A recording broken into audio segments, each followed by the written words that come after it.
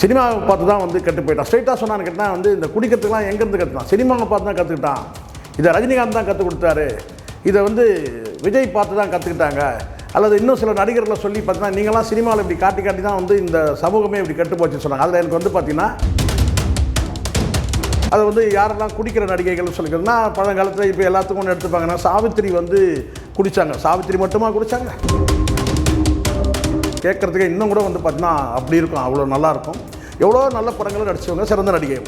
ஆனால் அவங்களும் கேட்டால் குடியில் வந்து மூழ்கிட்டாங்க. ஒரு கட்டத்தில் கேன்சர் வந்து இறந்துட்டாங்க.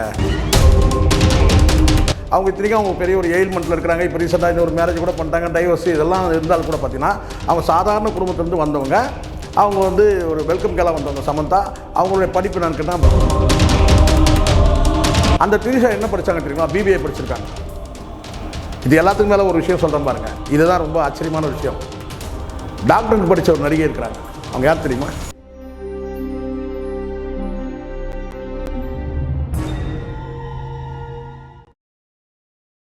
ஆடுகளம் சினிமா நேயர்களுக்கு என் அன்பான வணக்கம்.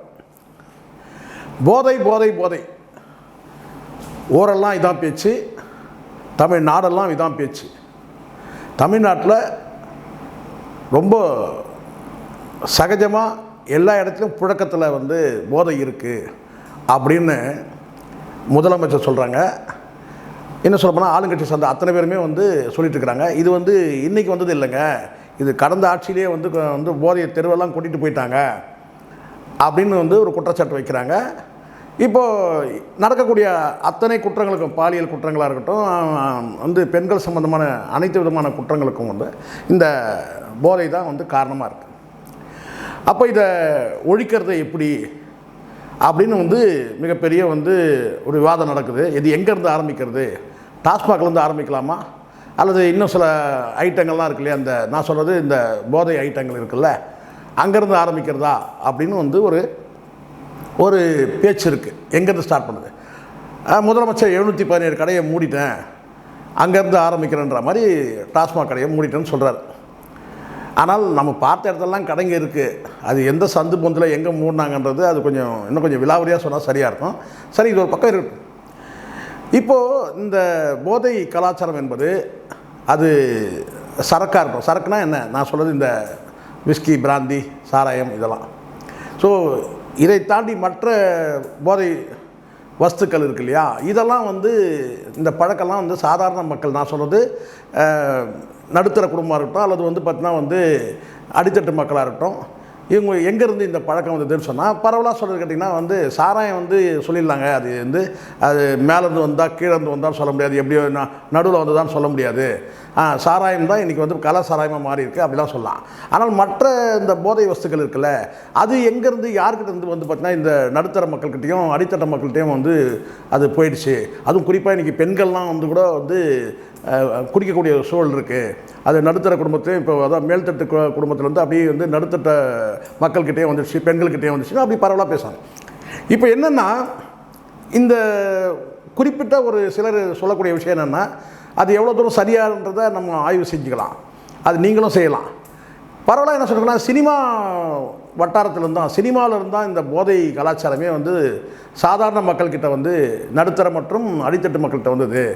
சினிமாவை பார்த்து தான் வந்து கெட்டு போயிட்டான். ஸ்ட்ரைட்டாக சொன்னான்னு கேட்டால் வந்து இந்த குடிக்கிறதுக்குலாம் எங்கேருந்து கற்றுட்டான்? சினிமாவை பார்த்து தான் கற்றுக்கிட்டான். இதை ரஜினிகாந்த் தான் கற்றுக் கொடுத்தாரு. இதை வந்து விஜய் பார்த்து தான் கற்றுக்கிட்டாங்க. அல்லது இன்னும் சில நடிகர்களை சொல்லி பார்த்தீங்கன்னா நீங்களாம் சினிமாவில் இப்படி காட்டி காட்டி தான் வந்து இந்த சமூகமே இப்படி கெட்டு போச்சுன்னு சொன்னாங்க. அதில் எனக்கு வந்து பார்த்திங்கன்னா முழு உடன்பாடு இல்லை. ஏன்னா சினிமாவை பார்த்து ஒரு கெட்ட விஷயத்தை கற்றுக்கிட்டாங்கன்னு சொன்னால் சினிமாவில் சொல்லப்பட்ட நல்ல விஷயங்கள் எவ்வளோ இருக்குது, அதையெல்லாம் யார் ஃபாலோ பண்ணாங்கன்றது ஒரு கேள்வி இருக்க தானே செய்யுது. அதனால் வந்து முழுமையாகவும் வந்து இந்த குற்றச்சாட்டை வந்து புறந்தள்ள முடியாது. அதாவது சினிமாவை பார்த்து போதை வந்து பழக்கங்களை வந்து இந்த நடுத்தர மக்களும் அடித்தட்ட மக்கள்கிட்ட பரவிடுச்சுன்னு சொல்கிறாங்க இல்லையா, அதை வந்து முழுமையாக வந்து நம்ம ஏற்றுக்க முடியல. இப்போ உதாரணத்துக்கு ஒரு சின்ன ஒரு விஷயம் சொல்ல பாருங்கள். 80களில் ஒரு படம் வந்துச்சு, தேங்காய் சீனிவாசன் நடித்த படம். அந்த படத்தை வந்து பார்த்திங்கன்னா வந்து ஒரு சாதாரண ஒரு நல்ல குடும்பத்தில் இருக்கிற ஒரு ஜென்டில்மேன், ரொம்ப பெர்ஃபெக்டாக வந்து பார்த்திங்கன்னா வந்து ஒரு மேனேஜர், அவர் குடும்பத்தை எவ்வளோ அழகாக வச்சுருக்கிறாரு. அவர் எப்படி குடிப்பழக்கத்துக்கு ஆளாகிறாருன்றதை அந்த படத்தை காட்டுவாங்க. அந்த குடும்பமே அந்த குடியில் எப்படி அழிஞ்சு போகிறதுன்றதை காட்டுவாங்க. ஒரு கட்டத்துக்கு மேலே வந்து அந்த படத்தில் வந்து பார்த்திங்கன்னா வந்து இந்த சாராயத்தை எப்படி தயாரிக்கிறாங்கன்றதெல்லாம் காட்டுவாங்க. குஷ்டரோகிகள் வந்து பார்த்தீங்கன்னா அழுகிய பழங்களில் வந்து பார்த்தீங்கன்னா வந்து கசக்கி பிழிகிற மாதிரி அந்த குஷ்டரோக இது வந்திருந்த அந்த கையில் அந்த சாராயத்தை எப்படி தயாரிக்கிறாங்கன்றதெல்லாம் காட்டுவாங்க. ரொம்ப பார்க்கறதுக்கு அருவருப்பாக இருக்கும். இதெல்லாம் வந்து சினிமாவில் வந்து இந்த சாராயத்தை போய் குடிக்கக்கூடாதுன்றதுக்காக எடுக்கப்பட்ட படம். நான் சொல்கிறது தேங்காய் சீனிவாசன் நடித்த ஒரு 80களில் வந்த படம். அது சரியான வருஷம் தெரியாது. அது இயக்குனர் துரைன்ற ஒருத்தர் எடுத்தார். இதெல்லாம் இருக்குது. ஸோ அப்போது சினிமாவில் வந்து சினிமாவை பார்த்து தான் வந்து முழுக்க சிகரெட் பிடிக்கிறதுக்கும் அந்த மது குடிக்கிறதுக்கும் பழகிட்டாங்கன்னு சொல்கிறதுலாம் நம்ம வந்து அதை ஏற்றுக்க முடியல. இது ஒன்று. ரெண்டாவது வந்து பார்த்தீங்கன்னா சரி முற்றிலுமாக புறந்தள்ளிட முடியுமா இன்றைக்கி உள்ள ஜென்ரேஷன்? இன்றைக்கி பாருங்கள், அது 80களில் வந்த படம் நான் சொன்னது. இன்றைக்கி வந்து பார்த்திங்கன்னா லோகேஷ் கனகராஜ் வந்து இந்த போதை சமாச்சாரமான படங்கள் தான் தொடர்ச்சியாக எடுக்கிறது ஒரு வழக்கு கூட போட்டாங்க. கிட்டத்தட்ட லோகேஷ் கனகராஜ் முடிச்சு விட்டாங்கன்னு வச்சுங்களேன். இப்போ வந்து ஃபீல்டில் கிடையாது. ஆனாலும் அவர் எடுத்த படங்களில் வந்து கேட்டிங்கன்னா வந்து போதையை காட்டுறாருங்க. ஆனால் அது பார்த்தீங்கன்னா தீர்வு சொல்லப்படவே இல்லை. எந்த படம் எடுத்தாலும் வந்து பார்த்தீங்கன்னா நீங்கள் ஒரு மக்கள்கிட்ட ஒரு அவேர்னஸ் வேணும்.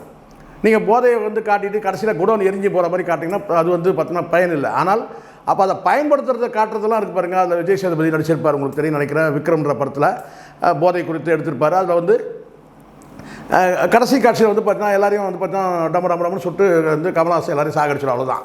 அதே இன்னொரு படம் லோகேஷ் கனகராஜ் படம், அதே இன்னொரு படத்தில் வந்து பார்த்திங்கன்னா வந்து இவர் நடிச்சிருப்பார், விஜய் நடிச்சிருப்பார். அதில் வந்து பார்த்தீங்கன்னா வந்து லியோ படத்தில் பார்த்திங்கன்னா கடைசி காட்சி உங்களுக்கு தெரியும். மொத்தமாக வந்து பார்த்திங்கன்னா வந்து பிளாஸ்ட் ஆகி போயிடும். அப்படி தான் வந்து எடுக்கப்பட்டிருக்கோம். இப்போ நான் சொல்ல வர்றது என்னென்னா, சினிமாவை பார்த்து அப்படியே வந்து இவங்க வந்து அப்படியே அந்த பழக்கம் வந்துடுச்சுன்னு சொல்ல முடியாது. ஆனால் சினிமாவில் வந்து போதை குறித்து ஒரு அவேர்னஸ் சொல்லியிருக்கிறாங்க. கடைசியாக வந்து ஒரு தீர்வு சொல்கிறாங்களான்னா இன்றைக்கி எடுக்கக்கூடிய படத்தில் எதுவுமே தீர்வு இல்லை. எம்ஜிஆர் அவர்கள் காலத்தில் வந்து இருக்கட்டும், அல்லது வந்து 80கள் காலகட்டத்தில் ஒருத்தர் வந்து ஏன் சிவாஜி படங்களும் சில படங்கள் வந்துருக்கு.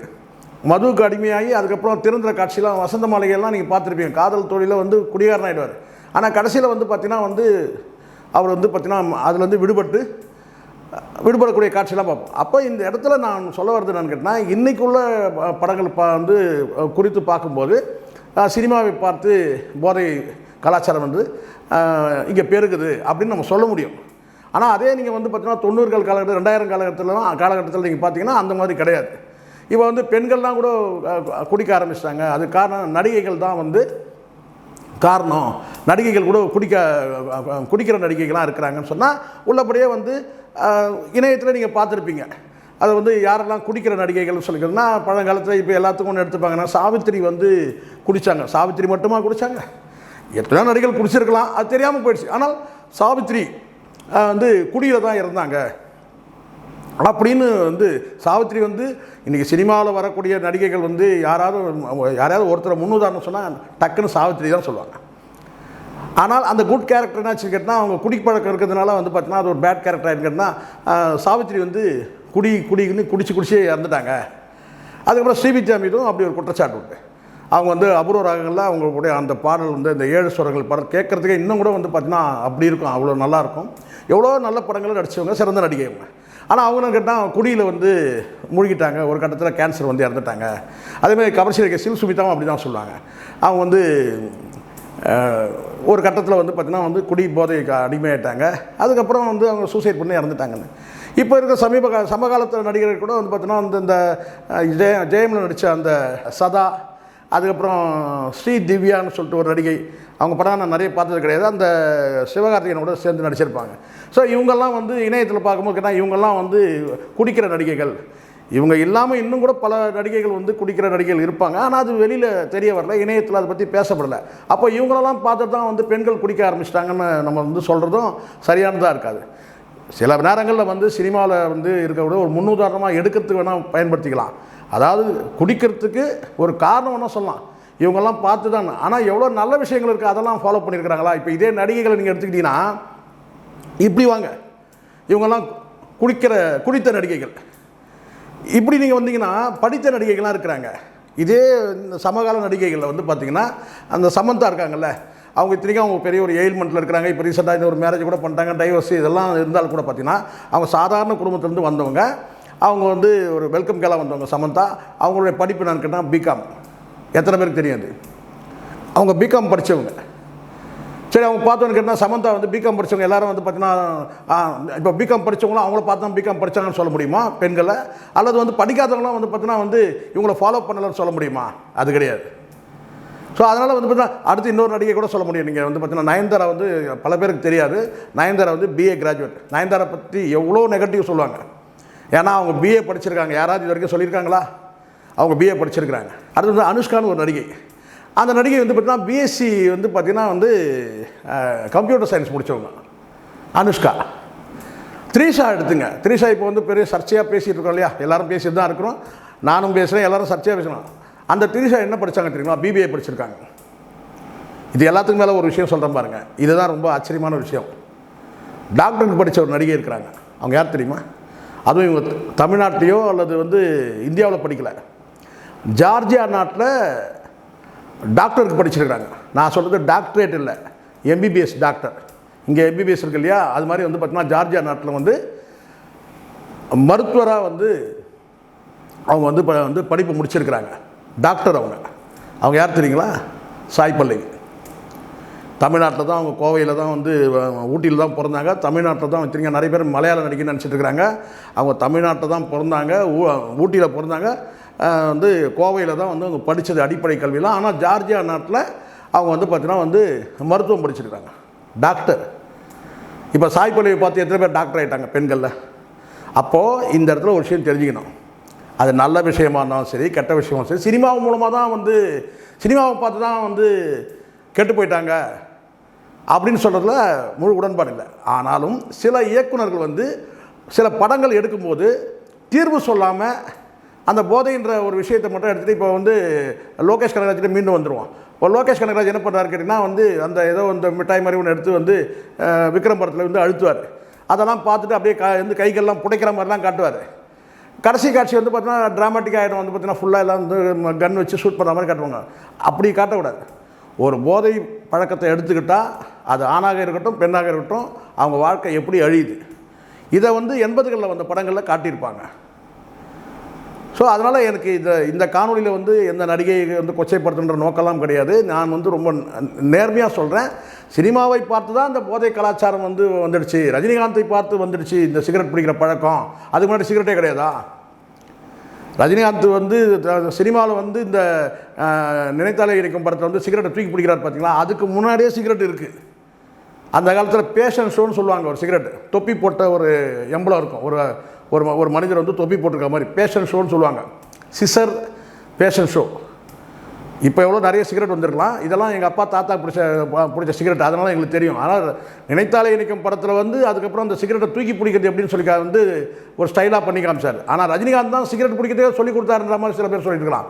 அதே மாதிரி வந்து பார்த்தீங்கன்னா வந்து விஜய் அவர்கள் வந்து பார்த்தீங்கன்னா பல படங்களில் வந்து பார்த்தீங்கன்னா வந்து எவ்வளோ வந்து நல்ல விஷயங்கள் நான் என்ன சொல்கிறேன்னா ஒரு என்ன சொல்கிறது ஒரு அநீதியை அழிக்கிற மாதிரியான பல விஷயங்கள் வந்து அவர் நடிச்சிருக்கிறாரு. அதை யாராவது ஃபாலோ பண்ணிட்டாங்கன்னா நான் சொல்கிறேன், அநீதியை தட்டி கேட்குற மாதிரி சில படங்கள் நடிச்சிருக்காரு. அதை யாராவது அந்த மாதிரி போய் நீங்கள் வந்து அநீதியை தட்டி கேட்டிங்களா? இல்லை, கிடையாது. அதனால் வந்து அது யார் எந்த நடிகராக இருந்தாலும் சரி, நடிகையாக இருந்தாலும் சரி, இந்த நடிகையை பார்த்து இன்றைக்கி வந்து ஏன் தெரியுமாங்க இந்த பெண்கள்லாம் இப்போ குடிக்க ஆரம்பிச்சிட்டாங்க, இந்த நடிகைலாம் இவ்வளோ குடிகார நடிகைகள் அப்படின்னு சொல்கிறோம். அதில் வந்து எனக்கு உடன்பாடு இல்லை. மற்றபடி இந்த காணொலியில் என்னுடைய வந்து ஒரே ஒரு கருத்தை மட்டும் பதிவு பண்ணுறேன். சினிமாவை பார்த்து சினிமாவை கடந்து போயிருங்க. இல்லை நீங்கள் எடுத்துக்க நீங்கள் நினைக்கிறீங்கன்னா நல்ல விஷயந்தான் எடுத்துங்க. கெட்ட விஷயந்தான் அந்த தியேட்டர் விட்டு போகும்போதே வந்து பார்த்தீங்கன்னா நம்ம காலில் இருந்து விலகிடணும், அந்த நினைவுலேருந்து விலகிடணும். தரமான படங்கள் தேர்வு செஞ்சு பாருங்கள். அதை தேர்வு செய்கிறது எப்படின்றத வந்து பார்த்தீங்கன்னா நீங்கள் விமர்சனங்கள் போனீங்கன்னா அவன் இன்றைக்கி காசை வாங்கி விமர்சனம் பண்ணுறான். அதனால் நம்ம அதை சொல்ல முடியாது. ஆனால் உள்ளபடியே வந்து பார்த்திங்கன்னா சரி, ஒரு படம் வந்து ஒரு பொழுதுபோக்காக போய் பார்க்குறீங்க.